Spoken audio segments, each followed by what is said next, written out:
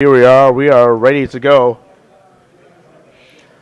And Matt Bishop and Steve Smiley are going to square off here in our round 3 feature match of the Yu-Gi-Oh! Open Cast Championships. They are ARG Provincials. I'm not really sure who won the die roll. Yeah, I don't know either myself, but we are gonna find out very shortly who's gonna start this dance. Looks like a 20-sided there, so. Yeah, it is a D20. I do see indeed. a Cal Cab, I believe, in Matt's hand, so. Yeah, he is running Burning Abyss, and he went X2. So Steve Smiley will start, and he's gonna open up 2 back row to end his turn. You gotta wonder if he is playing heroes, that is somewhat of a weak hand. Yeah. If that's his case, no monster to go to Dark Law. Really, the problem with it is you draw those bubble mans with like 5 opening cards, and you don't really want to commit your whole field to. But we are running smooth, so we're getting word that no, Steve Smiley is actually running Setellers. So even as Setellers, that's still a very weak opening with no monsters opening up there. So it's classic Setellers versus Burning Abyss. Steve, on paper, has the advantage, but can he exploit it? So and Matt Bishop is running 3 mass change too. Ooh, so this could go either way, my friends. So that's definitely a big advantage in this game, I gotta believe. So Matt Bishop's going to open up special summoning Rubik and then normal summoning Graph. So there's a Mill 3, and there's a Skarm. There's a Farfa, and the Max Seed. But he got a Skarm out of it, too. So that's going to be very advantageous for Matt in the longer run. Yeah, he's going to get that search from the Graph, too. But right now, that Graph is coming down in. And Seer's going to come down. No surprises here, considering he already milled the Skarm. Yeah, he's going for those beats. And he is indeed. This is 41 on the board offhand. Could see a Prison come out here. Yeah, Dimensional Prison would be a bit of a thorn in Matt's side, but let's see if Steve has any response to all of this. And remember, there's a Farfa down. Indeed. So there comes Farfa. And he's going to overlay that into presumably another Dante. Yeah. Double Dante, never a bad choice. Never a bad choice. And you get the Seer effect, too. And just remember, folks, that we cannot hear what they're saying, but you can. So this is a cool little feature we added onto this. So Tour Guide, Phoenix Wind Blast, and Rubric are hitting the graveyard. And presumably Matt is going to activate Seer's effect, and he's going to bring back the Graph. And not surprised at all. So he's already developed a very high establishing field. Yeah, now he's setting up for next turn. There's 1,000. Oh no, that's already 6,000 out the door. And this is really dangerous for Steve too now, because putting him down to 6,000 does have a Prison. Oh, there's a G Prison. I don't know if Matt did catch that Nova flip up. Yeah, we did see the Nova. Pretty high. I see a Regeki and a Snatch deal there. It was really good for. And note that Steve Smiley actually played Dimensional Prison on the one with the Rubric in the grave, rather than the Farfa.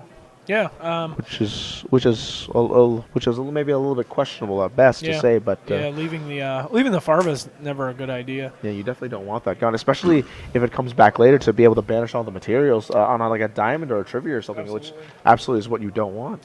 But Matt's got traps in. He's running through 6 traps.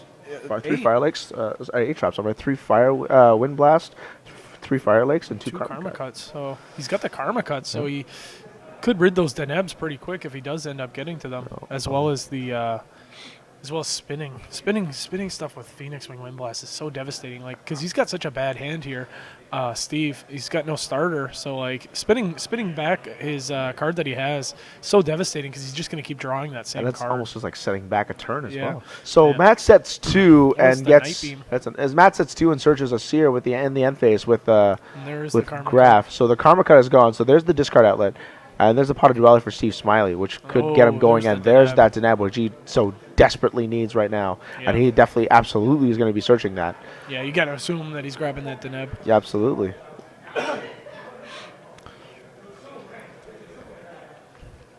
And Matt also searching the Seer kind of gave away that he did set a discard outlet trap there. So the Night Beam was actually a pretty good idea to rid one of those cards. Absolutely, Burning Abyss seems to be like the best card to use like a blind spell trap removal card against him, just because you don't want them firing off or anything. So absolutely, I have no problems with that Night Beam whatsoever. So there is that Should- Deneb, and you got to wonder. Oh, there's the Oh, there's a snatch. snatch steal. So he left the Farfa, which now this is gonna be a problem here because he's gonna take the Dante if he does get it. Yeah, see, Oh, he's got he's got the Typhoon. Typhoon. He does have the Nova here. It's wondering if he wants to do it. This could really set Steve back because I'm assuming he targeted the Dante with the Farfa, and when he mills with the Dante, Matt actually gets to choose what he wants with the Farfa. So banishing the Dante, he gets it back next during Steve's end phase, which could be a big problem because now the Dante didn't really do anything. Well, if he would have left the Rubik there, he would have avoided the situation. Now this is a big thing. Now Matt, because So he does let it go. because Steve took so long in figuring out if he wanted to change to that Typhoon, Yeah. it could be now a giveaway to Matt that he's got to set Nova down if Yep. he's able to make that read, and so that could be something that Matt can use to his advantage later on. But now, he's going to see this Farfa come down again, and it's going to be a big problem. Like, he's going to search for the Scarm, but the problem is when it comes back to Matt's turn, he's going to mill with that Dante, and he's going to mill that Farfa off of the Dante, which will banish the Deneb, and then he can pretty much do whatever he wants. He's free roaming because he pretty much telegraphed that it was a Nova when he took that long time to think about it. Yeah, and that could be next level thinking right there. Even before he plays the snatch move, Steve could possibly maybe think about even before playing that snatch. Think, maybe I shouldn't wait that long. What if he does have a Typhoon? Maybe I shouldn't wait that long. But now with that read happening, it's gonna come back to haunt him. And as we said before, He does have the he Typhoon. does have a Typhoon. And as we said before, he left that Farfa on the Dante instead. So this could come back to haunt him, and it looks like this could be the case because this is going to be big problems here. Yep. And especially now, even if he's holding it honest in his hand, it's no longer going to be able to be used because these Farfa's taking it off the field. Yeah, I believe he has the Regeki in hand still, but I'm not sure what the other card is. And he's got another Burning Abyss, and that's enough. Yeah, that's going to be enough with the Dante or the Seer bringing back another monster. Absolutely. Here. So already Matt Bishop looks like he's right on his way to taking game one. Regeki, Maxi, and Rubrik are coming off the deck. And there's a special summon on the Seer to the Graph, and Matt's ready to go in for the kill. Let's see if he's got anything to stop him. There's 1,000. Do you see the Regeki? He's got nothing because he had the Altair and the Regeki, and we all know he already had the Altair. So Matt's already up a very quick game one against Setteller Knights, which is arguably a bad matchup for him, but he's able to scrape one away very quickly. Yeah, I think that misplay of leaving the Farva under the Dante, not banishing that one with the Dimensional Prison, really cost him. Absolutely, and you definitely want to leave that at least. Game there. You definitely at least want to leave that paranoia up in his head that I might have honest in my hand. So it looks like we actually have Richard Clegg still on the King of the Hill instead of Anthony DeCoco. No, Coco's playing. Oh, Anthony. Oh, the names just got switched. There we go. There we go. Yeah, he's switching the Our names. graphic just had to be updated there. So Anthony DeCoco's still on the King of the Hill against Nick H. Coming to a Burning Abyss mirror here. And he's got the Dark Claw already out. So he's got to go. Nick has to go into probably a Leviathan Dragon, but he also go to Acid Golem if he really wants to preserve. It's a Zen Main. Oh, it's a Zen Mains. See, the problem with this is still he's just gonna kill the one. He's gonna kill the one, but I mean, but he still loses the material in case, and he's got to figure out: do I get rid of Graph? Do I get rid of Scarm? So he gets rid of the Graph. So he's gonna keep the Scarm underneath the Zen Mains there. Yep. I don't know if that was the correct play because now if Anthony is able to kill that Zen Mains double. He want to let it go and maybe get something from that Graph, which could get him a Scarm, Now those two Downer Magicians only are at 23 apiece, so that's only going to hammer home 800 apiece, putting him down to 16 should he choose if he attacks. But that's at 1,000. The Graph there, that's going to get him. That could get him a Seer, and then he could have a Dante engrave. But no, he's going to go to just go to Scarm. So he just wants a quick search. Now he's going to attack over for. Oh, he's choosing not to attack. Oh, because it's a Burning Abyss mirror, he's choosing to leave his Zen Mains up there. Leave the Zen Mains, so that way he can't special somebody Burning Abyss. It's somebody trying to lock him down. Yep. And then going in for the kill next turn with that tour guide locked and loaded. That's right. Yep. So Nick himself kind of needs a tour guide here to be still in the game. So a very smart play on Anthony's part, deciding to leave that Zen Mains up there on the board, and Nick could be just very helpless here.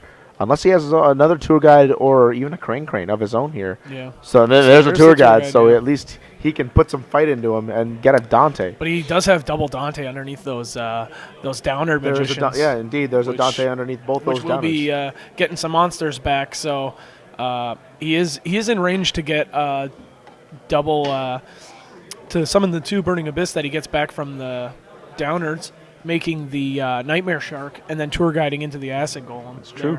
And then let the Acid Golem attack directly. Who's at 27 there.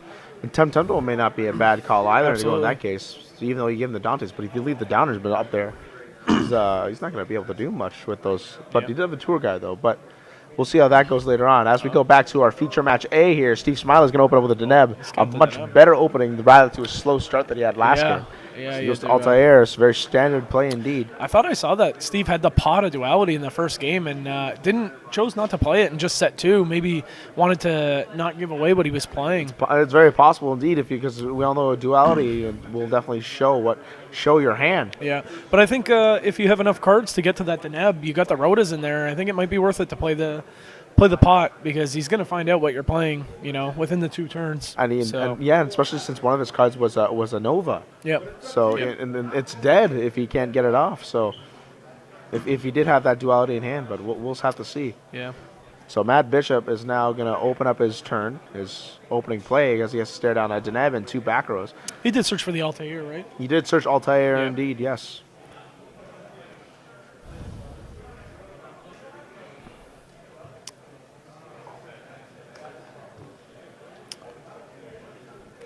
So he's going to open up with a tour guide of the underworld. Never a bad start. Never, ever a bad start.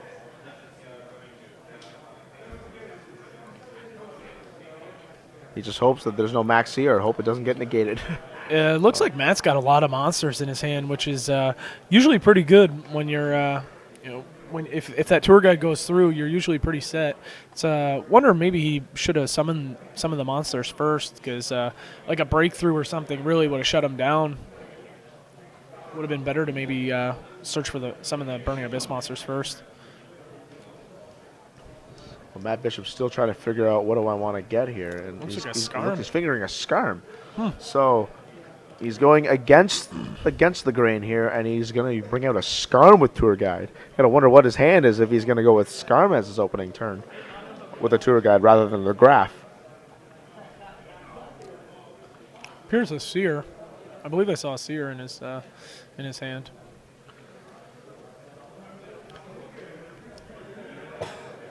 Of course, we're going to see a Dante coming down on Matt's side. And indeed there is, and he's going to mill 3. Now he's going to mill the Scarm. He wants to make sure he gets that off. No surprises here, and there's the mass change to a Rubik and a Fire Lake.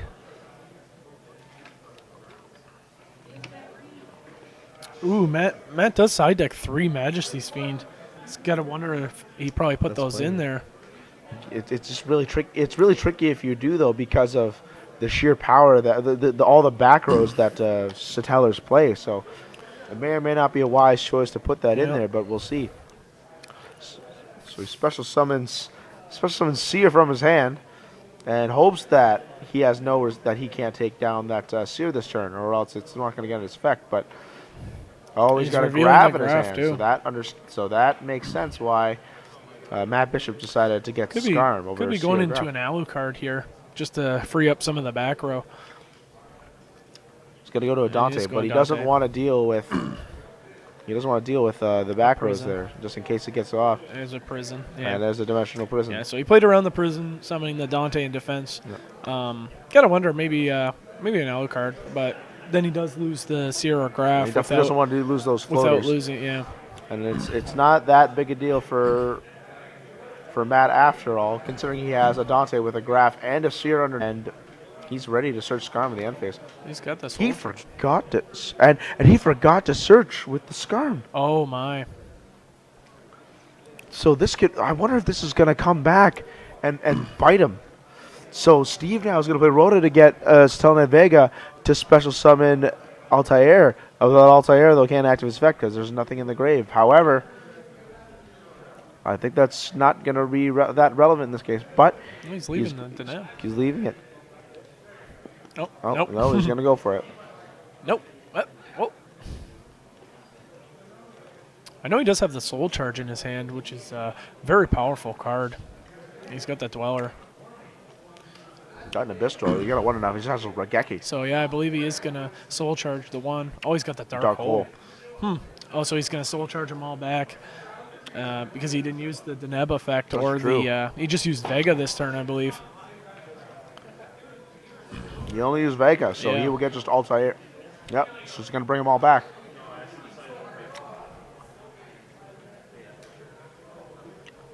So he just summons a 2, and then he activates Altair to bring back the 9, which is smart because that's an extra 1,000 life points he gets to keep. Yep. And he gets another Altair. Always recycling those Altairs.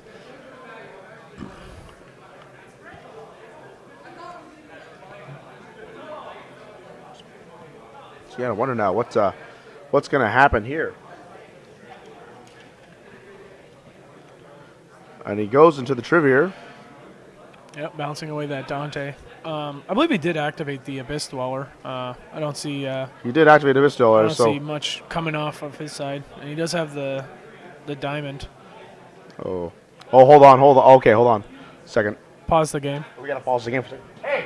Pause the game, please. He can't go into diamonds because he has no main phase 2. Yeah, you lose your main phase too because of the Soul Charge. Yeah, it says you're not allowed to conduct your battle phase. You're not allowed to conduct your battle phase if you play Soul Charge.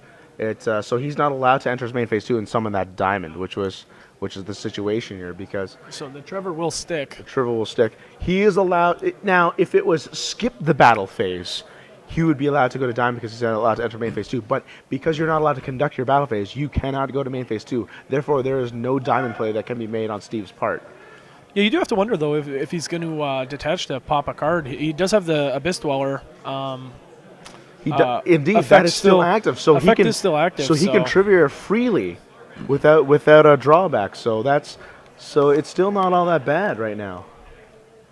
And I wonder if Steve can remember that the Abyss Dweller is right now in effect. He's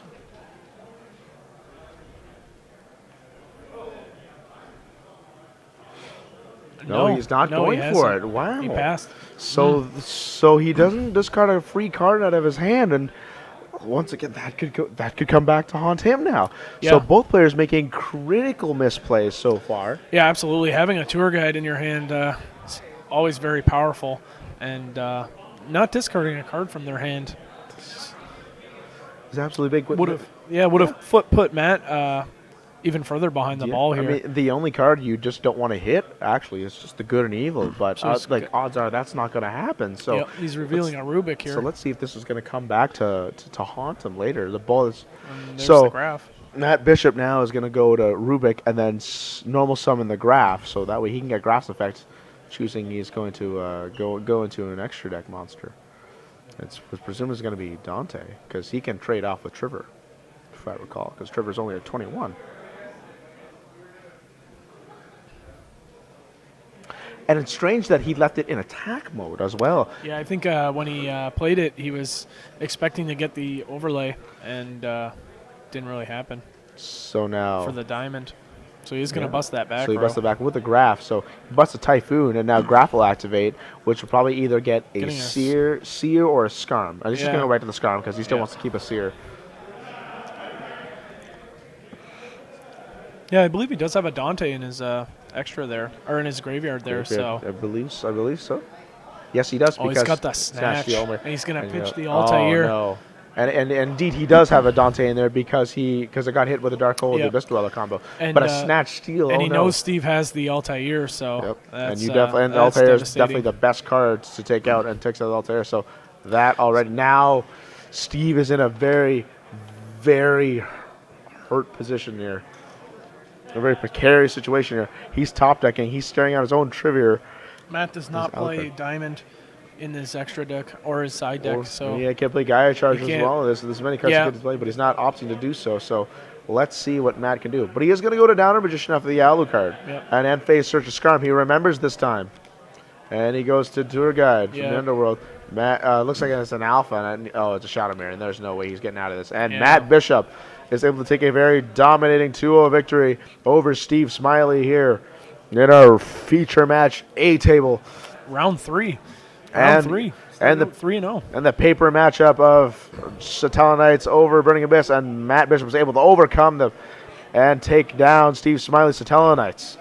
And now we're coming back to feature match B, Anthony Coco versus Nick H. More Dantes. He's got 100. Oh, and that So you see the Nightmare Shark. He did try to Nightmare Shark him. and at you some have point. to wonder, is that the same Zen mains? That has to be the same Zen mains. I think it is. that was out there from when we took the break and I went think back it to the is. other games. He So. must have had an out for that or he didn't attack the downwards. Maybe he left the downwards. So there goes a tour guide. And you got to wonder what is he gonna do? But he can pierce the Zen he can mains, pierce right? the Zen mains. He's 23. So is Anthony running Cal Cab at all, or is it decided? I wonder if he decided out because if he summoned tour guide to go for Farfa, because if he could Cal Cab out, he could bounce the back. Yeah, I think this is game 1 actually. This is game 1. So Well, he does have the Alucard too. okay, so he's just strictly trying to go for game. So that's not a bad thing to do either. So He does have Alucard the can pop Farfa that as back well. row, and and Nick has to hope I can take down that downer magician. He's- And he's got That's fire the leg, fire so leg. that is indeed There enough. It is. And the Zen mains gets banished from the Farfa, leaving him wide open. But does he have the? Oh, it looks like I guess he just flashed him a monster or something because it looks like Oh, yeah. Anthony. Yeah. Because Anthony's still able to win. Hoo-hoo. Here's the fire leg wasn't enough. Oh, fire like unfortunately was not Yeah, enough indeed. Anthony And did win game 1. so Anthony's up with game. And yeah, that was game 1. It appears.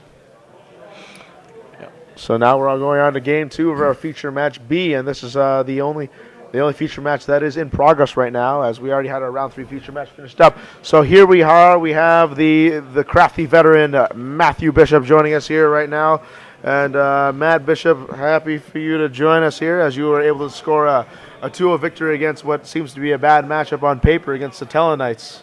So what was going through your mind while you were playing that game? Well, you know what? I was pretty mad at myself in game 2. You left the because Scarm? for getting that Scarm search. Yeah, but that Scarm search. you know well, what? it could have been critical, but that snatch deal came up very yeah, clutch. well, I mean, opening snatch shield definitely helped. Oh, it's always the best. I mean, that was as you say at home for the folks, the titties. So that was quite good. Yeah. So you're now a 3-0 record now, is that right? Yeah. No, I'm 2-1 now because 2-1? I, 2-1, oh. I lost to a guy playing Ape last round.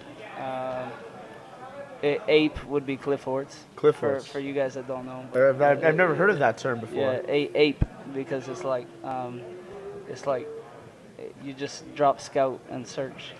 So a monkey can play it? Is that what you're getting at? You got it, ape. That makes a lot called more Ape. sense then. Ape. I don't I like still it. haven't. Is this your own coin term? No, I mean it's probably among like most of the online world. A I lot of those people call it ape. What did you play? What did you play in the first round?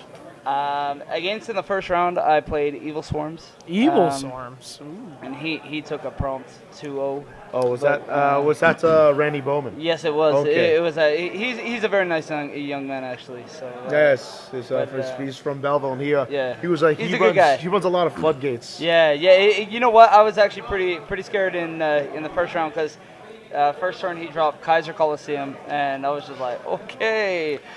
Did Steve mention why he didn't pluck with the Trevor after he made the Trevor? Because he could have. He played. He had Dweller. He played Soul Charge that turn though, right? Yeah. So he can't attack. No, he can't. He No, tried why to act didn't in he trivia play? to pluck the card out of your hand. Oh, that's what you guys meant. Oh, Yeah. I think. You know what? Because he did have the Abyss Dweller effect. You know what? Still lingering. So He didn't, but you know what? I think he probably forgot that the Abyss Dweller effect wasn't Yeah, there. So yeah. I think he probably He just was didn't want to afraid. hit a BA. Yeah. So you know what? I think he probably had forgotten about the Dweller at that point. Yeah. And opening That's what we're thinking. Why he didn't do it? I'm assuming Open that's triple why. tour guide oh, here. Yeah, this guy just opened triple tour guide with Triple a tour good guide, Evil. That a doesn't good look- Evil. I mean, and a puppet the, plant. the triple tour guide looks pretty hot, but the Yeah, he's that not playing. good He's Evil not looks playing. pretty not nice. Well, I mean, he's got a lot of options here. He could probably pretty easily make a Virgil here. He and, can. If he can make a and Virgil pitch. off, he can at least make advantage of that good and evil. I guess it depends what Nick does here, what he's going to take from him. So he's going to open up with a tour guide going to Graf. Very standard play indeed. I mean, how is he making Virgil here, guys? Like, I'm sorry, Puppet? I don't get it. Depends what he takes with Puppet. Depends. I mean, Depends what he mills off the tour guide. Or the it does, but That on his draw too. So if yeah, I mean, it depends on the mills on Dante, right? Yes. We're going to see if it plays out, if he can get to Virgil and make it, but we're going to have to see.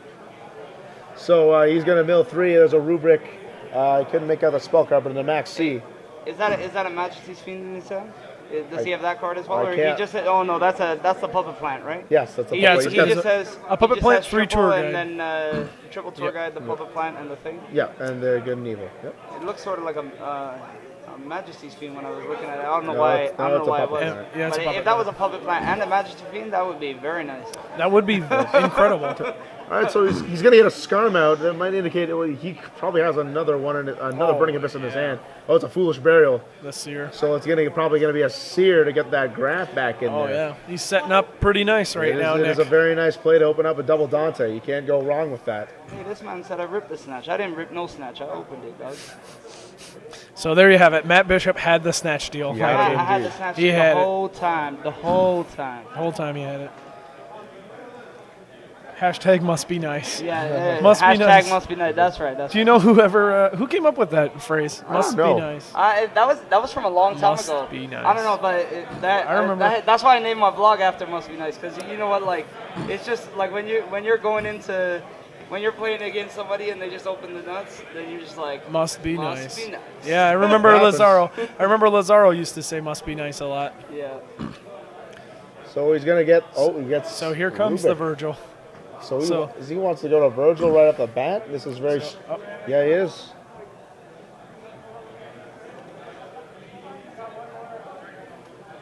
so there's. So the he's going Virgil. right to Virgil instead of a second Dante here. So this is very precarious here. Very odd decision, but you got to wonder what's behind the mind of Nick to go to Virgil instead of Dante. Of course, he is a spellcaster, so he can't really. He can still take him with. Yes. Puppet plant, Yes, so he can indeed. He might have just walked into an OTK here.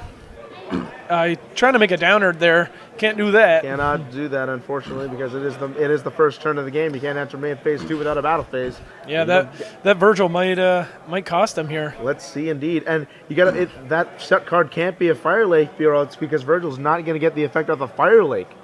So Yeah, and discarding the puppet. Also, you can't. Wow. Oh, no. The Night Oh Beam. no! The Night Beam. Oh no! So there's And, that Night Beam dropping down.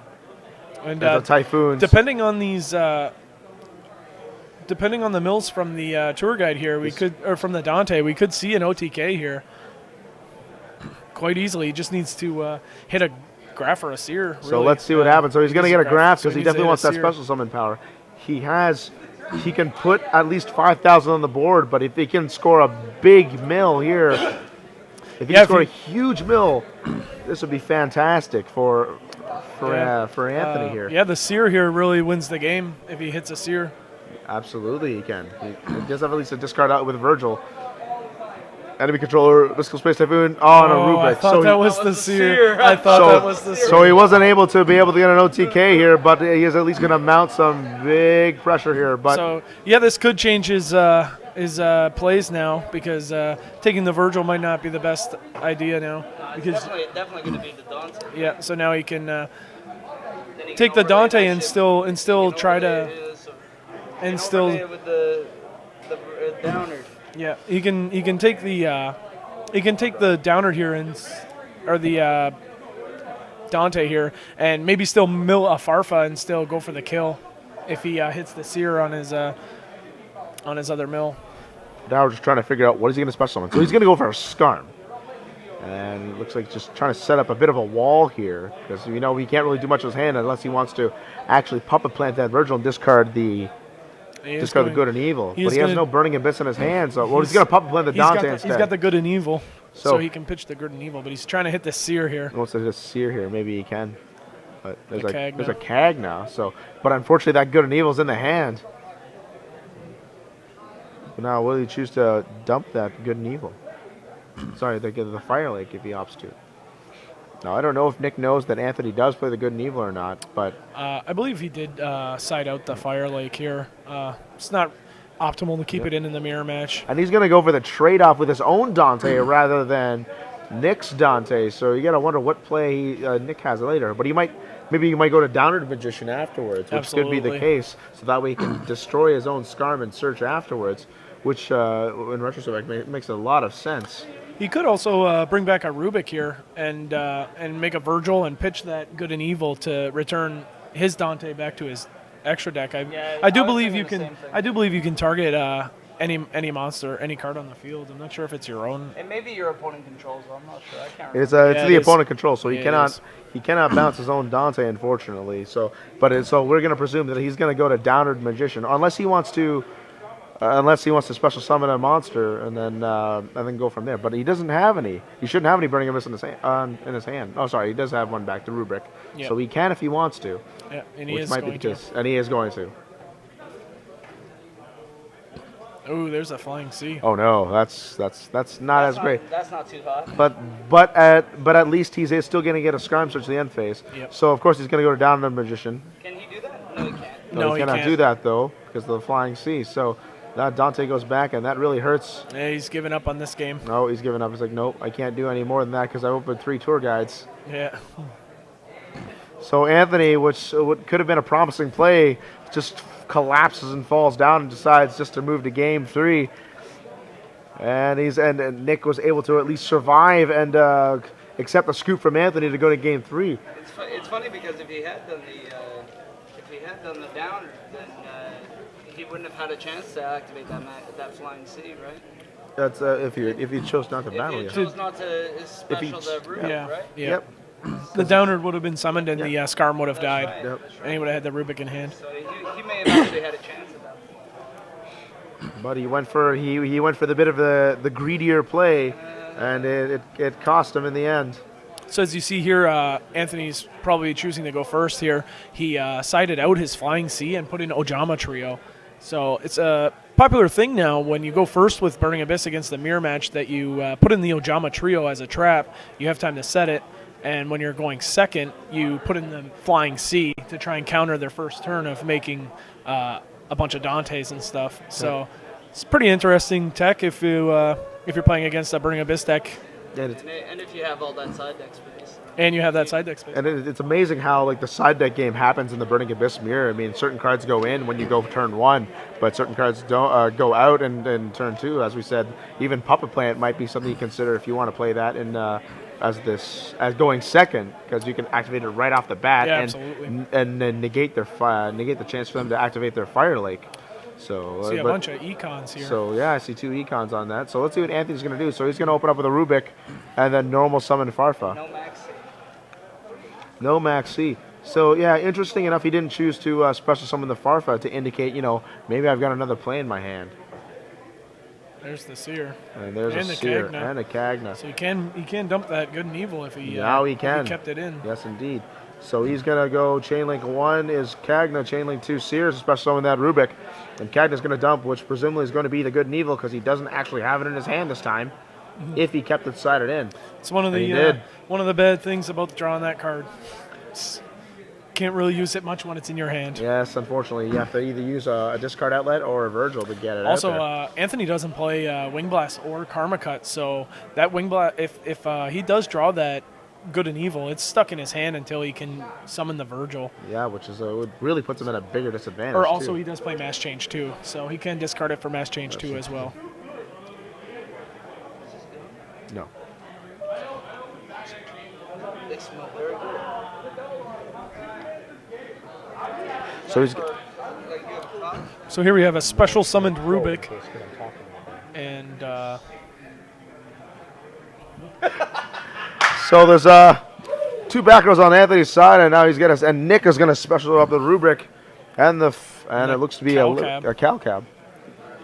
and he's doing the Virgil. He's going into the Virgil. See you later, Matt. Good luck. All right, we thank Matt Bishop for joining us after his victory there, and advancing to 2-1. And Nick Hewitt, So the Nick Virgil. H is going to go to a Virgil here.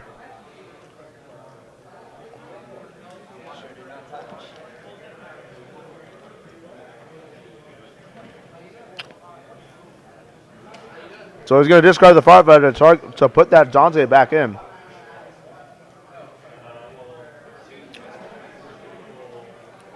Enemy controller tribute the Dante to take that Virgil. And as we saw before by Jeff Jones, though, we saw enemy controller is an absolutely powerful card, especially in the mirror of the BA.